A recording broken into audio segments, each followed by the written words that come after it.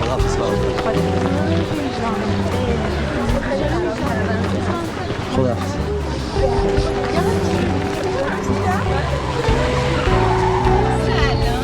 اجازه میدی برسونیمتون؟ آونده؟ آره آقا خوشگله. حالا کجا میخوای بری؟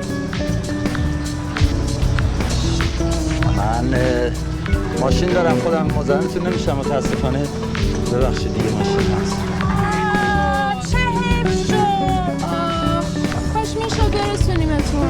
ولی خوش به حال اون شاگردایی که یه همچین معلم جیگری دارن. ممنون.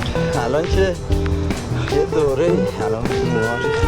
ماهی بابا الان مشکلتری مطمئن شما. خجالت بکشید. برید گم شید از جلوی مدرسه من.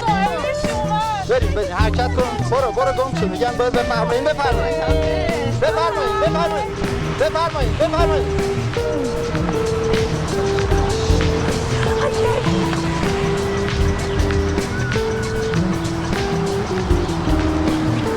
گیر داده بودن.